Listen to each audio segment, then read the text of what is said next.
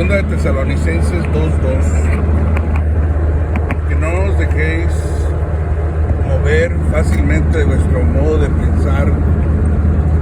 No os dejéis mover fácilmente de vuestro modo de pensar. No os conturbéis con espíritu, ni por palabras, ni por carta como si fueran nuestras, porque el día del Señor vendrá. Y no vendrá sino antes se manifieste la apostasía y el hijo de perdición. No os dejéis mover fácilmente de vuestro modo de pensar. Segunda Tesalonicenses capítulo 2, verso 2. Porque no os dejéis mover fácilmente de vuestro modo de pensar, ni os conturbéis por espíritu, ni por palabra, ni por carta, como si hubiesen sido escritas por los apóstoles. No os conturbéis.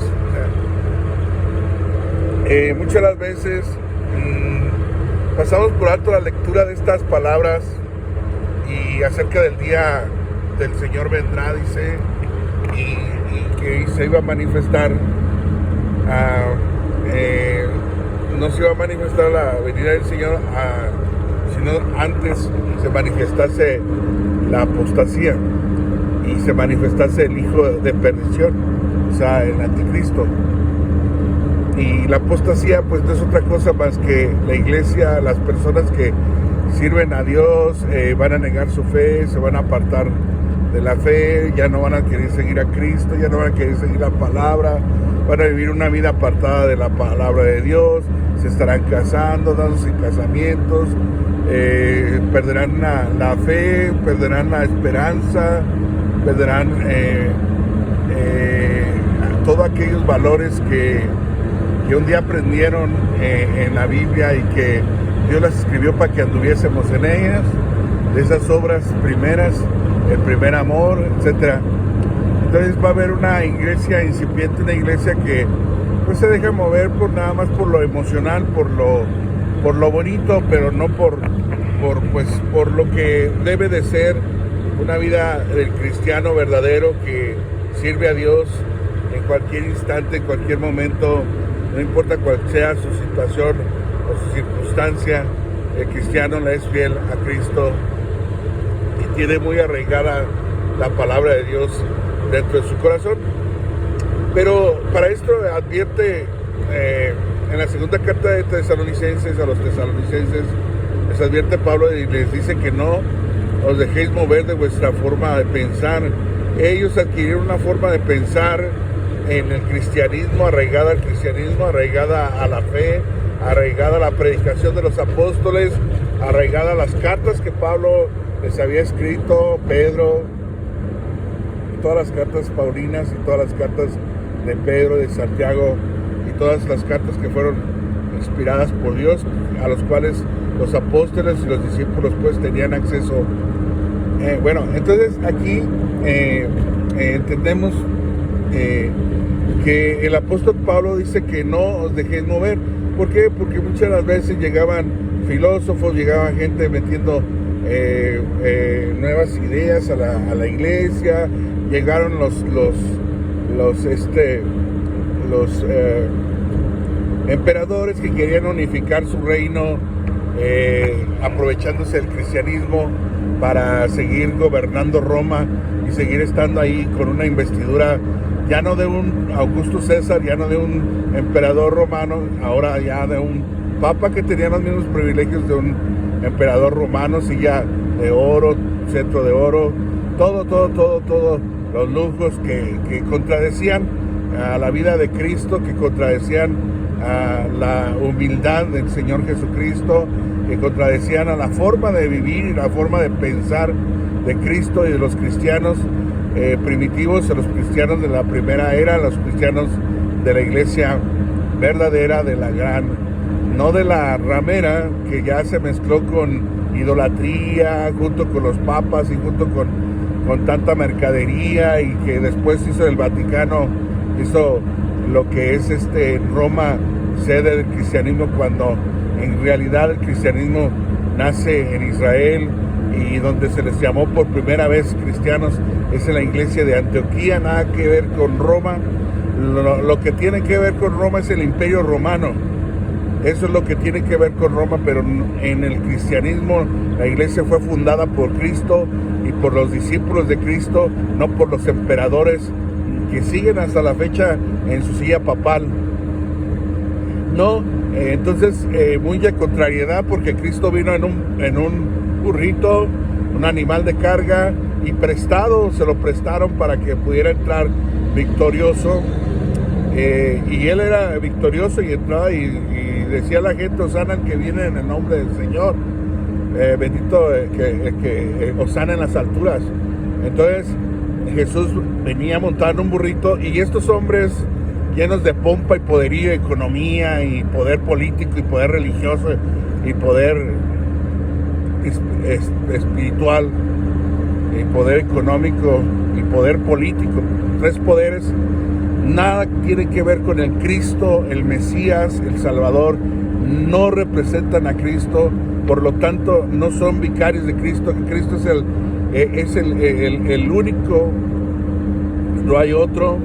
Por eso dice que se iban a levantar falsos cristos, y lo que actualmente conocemos como, mucha gente conoce como iglesia, conoce una mezcla de los diferentes sacerdotes, a través de los tiempos de los sacerdotes egipcios, de los sacerdotes babilónicos, de una mezcla de vestimentas que no tienen nada que ver con el orden cristiano, con el orden de Dios, y ni mucho menos con lo que dice la Biblia acerca del sacerdocio levítico. No tiene nada que ver sus vestimentas, no tiene nada que ver, solamente una mezcla de la adoración al dios Sol, porque sus vestimentas así lo señalan, que eran las mismas vestimentas de los que adoraban al dios Sol, que eran los que adoraban a otro tipo de divinidades. Y pues ustedes lo pueden ver, los templos lujosos, llenos de según de arquitecturas de arte y todo, pero ven ahí las escenas diabólicas que están impresas. Y aparte los mismos apóstoles decían que no son dioses los que se hacen con las manos. Y la adoración, no es que no adoramos las no, dicen que no adoran las imágenes, nada más las veneran. Y el Éxodo dice: no te inclinarás a ellas, ni las honrarás, ni siquiera las honrarás, ni siquiera las venerarás. Es lo que dice Éxodo 20, ¿verdad? Entonces, y se justifican y leen aisladamente y toman una fracción para poder explicar su idolatría, pero vemos con la Inquisición qué malos propósitos tenían con los cristianos, cristianos de los primeros siglos, de los que se manifestaron como, ellos los manifestaban como herejes, porque no estaban de acuerdo con el Imperio Romano, que aún prevalecía por medio de la religión. Entonces pues los quemaban, los martirizaban, y Jesucristo nunca va a estar de acuerdo con el asesinato, y menos en su nombre. Entonces por todos lados ha fallado esa situación. Mas sin embargo, por eso Jesucristo, Pablo, por medio del Espíritu Santo, le habla a la iglesia de los tesalonicenses en ese tiempo, cuando empezaba a haber todo ese tipo de intromisiones, tanto de filósofos, tanto de gente que decía hacer algo y no lo era. Entonces les dice el apóstol: no os dejéis mover en Tesalónica de vuestra forma de pensar, de vuestro modo de pensar, la cual adquirieron por medio de mis enseñanzas, por medio de la Escritura, por medio de la palabra, por medio del Espíritu Santo. Y dice: y no os conturbéis. O sea, aquí hace un señalamiento de la conturbación, porque había gente que llegaba y decía: mira, ellos traían otros espíritus de adivinación, otros espíritus diferentes, y trataban de como ahorita en estos tiempos la gente dice: no, mira, acá también se hablan en lenguas. Pero si no viene de la línea de Dios, si no viene del Espíritu Santo de Dios, si no viene...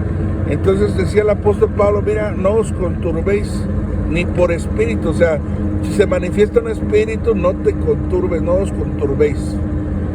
Por palabra tampoco os conturbéis. O sea, si hay una palabra que sale de la línea de Dios, del orden bíblico, si hay un espíritu que se sale de la línea de Cristo, de lo que viene de Dios, de lo que mismo Pablo dijo, todo espíritu que no confiesa que Jesucristo vino en carne, no es de Dios. Entonces, y ningún espíritu puede llamar a Cristo Señor. O sea, no pueden estar, hay una limitante, por eso decía el apóstol que tenía que haber discernimiento de espíritus para que viéramos qué espíritu es de Dios y qué no.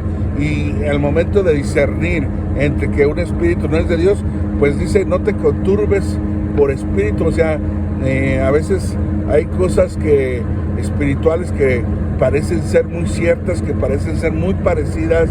Acuérdense que Satanás arrojó como ríos en contra de la mujer, en contra de la iglesia, no en contra de la iglesia de Cristo, de la iglesia original de Cristo, no de como lo interpretan los idólatras, como lo interpretan, que es para seguir adorando a la imagen que de Guadalupe, que según ellos en la Biblia no existió ninguna Guadalupe.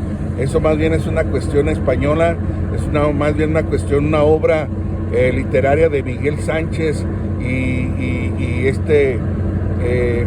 Marcos Zipac, que fueron el autor de la obra literaria y también el pintor que hizo su lienzo en una fina tela de ixotl, que es precisamente la tela que utilizaban en aquel tiempo para pintar los pintores españoles, a los cuales domesticaron a los que se llevaron de México, de aquí de las Américas a España, y que allá en España, en Extremadura, España, fue donde encontraron una imagen idéntica, la cual él copió, pintó, nada más con rasgos morenos, porque él venía de acá de las Américas, y por ahí unas manos traviesas le borraron le borraron las plumas que se pusieron arriba, como un plumero en la parte de la cabeza, y le pusieron una corona, pero son manos traviesas, y la obra pues no es perfecta, tiene las manos crecidas, etcétera. Bueno, y tantos misterios que le han metido ahí, tantos errores, y siguen creyendo en esos errores, cuando los mismos ellos en el Vaticano no querían canonizar a Juan Diego, no querían hacer nada de eso, porque sabían que era una mentira, que pues era una obra literaria y que nada tenía que ver con... Pero bueno, vamos a seguir con el tema. Bueno, todas esas intromisiones de ideas, todo fueron intrometidas en una mezcla de diferentes culturas. Vemos en esa misma imagen la cultura mexica, azteca, como con las características de una cultura ya que habían intrometido los españoles con su idolatría, ya a esas alturas, queriendo evangelizar al pueblo mexica, azteca, chichimeca, tolteca, con su idolatría, para decirle, déjate, quito tu ídolo y te pongo otro ídolo, pero nunca enseñando lo que es la Sagrada Escritura como debería de ser escrita, creer en Cristo, tener fe en aquello que no ves, y que para poder tener fe no necesitas ver algo, y ellos les inculcaron ver una idolatría para poder creer. Entonces, la misma diosa Tonantzin de los aztecas, chichimecas, toltecas, y de todos los que habían, todas esas tribus, todas esas culturas, o todas esas culturas que existían aquí en las Américas. Bueno, la Tonantzin pues no es otra cosa más que la divinización de esa imagen idolátrica, la cual pues también Dios no le agrada, porque Dios dice que Él es celoso, y Dios dice que en el Éxodo 20 dice que Él es un Dios celoso de su pueblo, para que su pueblo no se puede mezclar con otros dioses, con la idolatría de las naciones paganas. Entonces, ya si no les queda claro, es porque no quieren abrir los ojos, porque no quieren creer, porque no quieren entender. Todo esto tiene un trasfondo, tiene un fundamento en las mismas en los mismos compendios católicos. Ahí está todo lo que estamos hablando. Ellos tienen historia, y ahí en historia, aunque prohibidos los libros muchos, y prohibieron inclusive la Biblia, pero no podía hacer eso el enemigo. Ahorita ya todo el mundo tiene acceso a la palabra de Dios. Abramos nuestros ojos, creamos al Evangelio, sirvámosle a Dios, entregamos nuestra vida a Dios. Y si no os conturbéis ni por palabra, ya si dijimos que por espíritu, porque pueden haber espíritus que ahí que se parezcan, que sean similares, pero no provienen de Cristo. Hay espíritus que son espíritus engañadores, ¿verdad? Engañadores, y pues el cristiano debe estar avante, vigilante, de no moverse de lo que ha creído, de que ha creído y ha tenido una experiencia con Cristo, que ha tenido un encuentro con Cristo, que ha tenido una relación real con Cristo. Entonces vemos que el apóstol Pablo pues señala que hay un peligro de que pueda haber algunas cosas espirituales que se parezcan mucho a las del cristianismo, pero no lo son. Entonces necesitamos probar los espíritus, decía la palabra de Dios, si son de Dios. Y si no son de Dios, pues no tienes por qué hacer caso a esos espíritus. Entonces vemos la siguiente palabra: no os conturbéis por espíritu ni por palabra. Porque muchas las veces llega gente y te voy a dar una palabra y te voy a decir, te voy a declarar y no, pues lo habla la palabra muy bonita, ay, qué bonito habla. Cuidado cuando hablen bien de vosotros. Cuidado cuando la gente diga que aquí te tengan acá arriba. ¿Por qué? Porque quiere decir porque la palabra de Cristo en sí, la palabra de Cristo, cuando eres portador de la palabra de Cristo, la palabra de Cristo incomoda. La palabra de Cristo, decían los mismos apóstoles, dura es tu palabra, ¿quién la puede oír? Señor, decían los apóstoles, no les hables tan fuerte porque se van. Y Jesús dijo, pues si quieren, también váyanse ustedes. O sea, porque yo no vengo, Jesucristo no venía a predicar un evangelio de oferta. Y Jesucristo les decía a ellos, ustedes me siguieron porque les di de comer. ¿Cuántos de nosotros, cuando Dios nos tiene limitados, cuando Dios nos da una pruebecita, una tentación, una prueba económica inclusive, y que no tienen ni para comer, todo eso, y entonces ahí andamos renegando con el Señor? Y cuando ya Dios te da una bendición, ahora sí lo sigues y estás contento y brincando, y ahí donde está la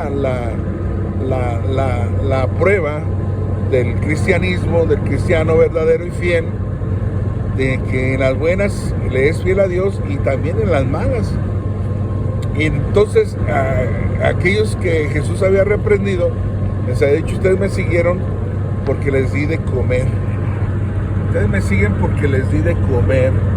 ¿Cómo ve?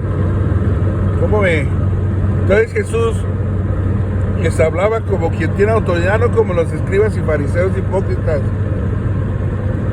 Él les hablaba con autoridad a la gente, hacía señales, milagros y todo, y sus discípulos le seguían. Entonces, no te conturbes por palabra, porque muchas las veces la palabra que una persona te va a dar no es no está relacionado ni con la visión que tú tienes con Dios. Dios te dio una revelación y una visión de la palabra, una misión, y muchas de las veces llega una persona y te dice: no, hermano, usted, Dios le dice que se salga de su casa, que abandone a sus hijos y que vaya a tal parte y que predique en tal parte, y cuando el hermanito va y hace eso, se destruye una familia. ¿Por qué? Porque no era Dios el que le estaba hablando. No era Dios el que le estaba hablando. Entonces es muy fácil para mucha gente poderse engañar, porque muchas de las veces hasta ahorita hay gente que se atreve a decir: no, pues a las mujeres, en el caso de las mujeres, no, pues mira, déjalo, que acá te voy a dar una palabra del Señor, que tú deja a tu esposo y que acá Dios te va a entregar a tu esposo, que no, dice la palabra de Dios, dice lo contrario, dice que tú, que tienes un esposo o una pareja, un cónyuge, que no es cristiano, pero consciente de vivir contigo, dice: no lo abandones. Dice todo lo contrario. Entonces, cuidado con las palabras que dicen que les dan palabras de Dios, o cartas. Mira que vino una carta de según Santa Teresa de Mier, según Santa gente que no existió en los tiempos de Jesús, que cartas que los apóstoles podrían decirse que a nivel bíblico se hicieron muchas cartas, pero se consideran como apócrifas.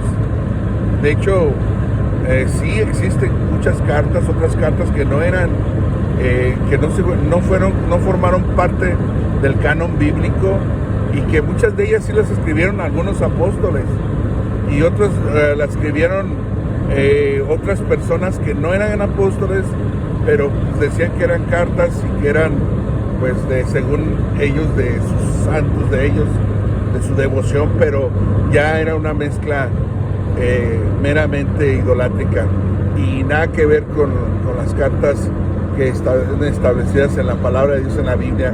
Nada que ver, no tenían el mismo espíritu, no tenían el mismo, fueron probadas y no, pues fueron descartados completamente. Por eso dice que no te conturbes de cartas. Ahorita hay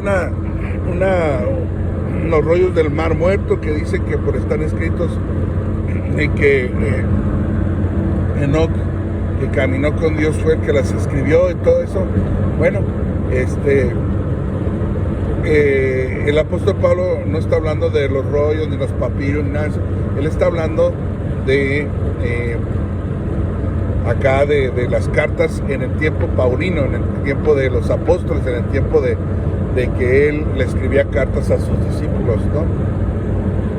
Y les escribía cartas a los romanos, a los corintios, a los tesalonicenses, a los colosenses, a los diferentes lugares donde él iba y predicaba y donde levantaba iglesias. Pues él les escribía, y Pedro a la iglesia universal, Pedro a la iglesia de los judíos, porque Pedro fue el apóstol a los judíos y el apóstol Pablo el apóstol a los gentiles. Es creíble que Pablo llegó hasta Roma, inclusive les escribe cartas a los romanos, pero porque Pablo fue el apóstol a los gentiles, no Pedro. Pedro no fue a Roma, no estuvo en Roma, no, nada que ver. El que apeló a César fue Pablo el apóstol, y el que predicó a los romanos es Pablo el apóstol. Entonces, por eso les decimos que no